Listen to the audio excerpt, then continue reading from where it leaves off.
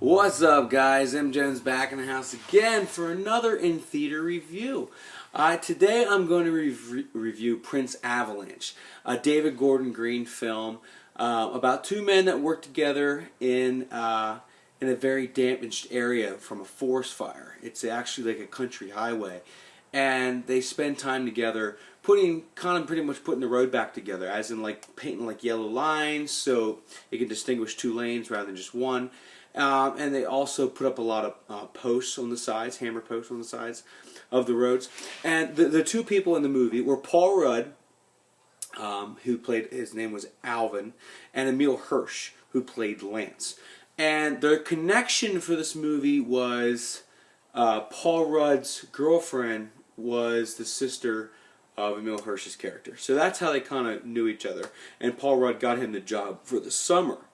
Now this movie was depicted in 1988, and they were pretty much repairing the country highway from a 1987 forest fire, and which was loosely based on a 2011 forest fire, if I have that right. And which is weird because it goes back to '88 from like 2011. I don't know. I think that's a little bit confused there. I'm not sure. But anyway, I really liked this movie. It was a very good, touching movie. Very moving. Very good humor. A lot of feel good. I felt solid about this movie. David Gordon Green, he wrote and directed this film. Now you'll probably know him as a director from like The Sitter, Pineapple Express. He directed episodes of Eastbound and Down, Your Highness. So he's never really had any kind of seriousness in movies. So this is probably his first film that's probably going to be known and viewed by a lot of people with some seriousness to it, not just silliness, because the aforementioned movies are very silly. So I really did like this movie. The movie was filmed in Bastrop, Texas, and in 2011 they had a forest fire where they filmed this at, and it was the aftermath of this forest fire from September of 2011. So they actually filmed right where this forest fire occurred. I thought that was pretty cool. So it was very real. It felt like they actually were trying to fix this country highway where this forest fire occurred. So I thought that was really cool.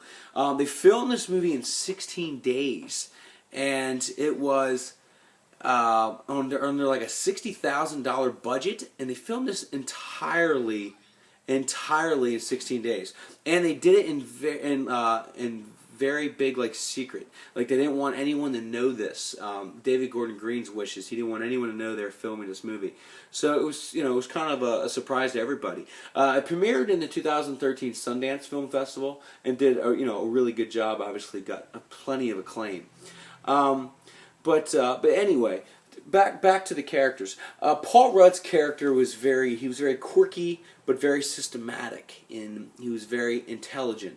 Knew how to do things with his hands. He was a very interesting kind of guy. He reminded me of like Phil from Duck Dynasty. The father that has all the different quirks and how he's so intelligent and can do things with his hands. He reminded me of him a little bit, and a mix of like Robert De Niro's character Jack in Meet the Parents. It was kind of mixed between them two.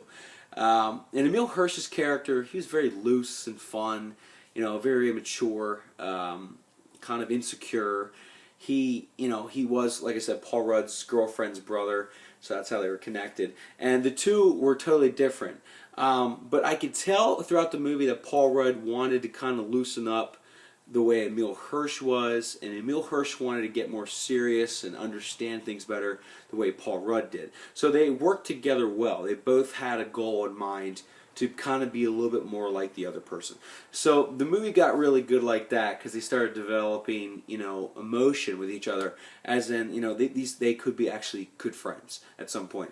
The movie was very small in casting. It was just them two basically, and a trucker that would help them out with booze and be nice to them and talk to them.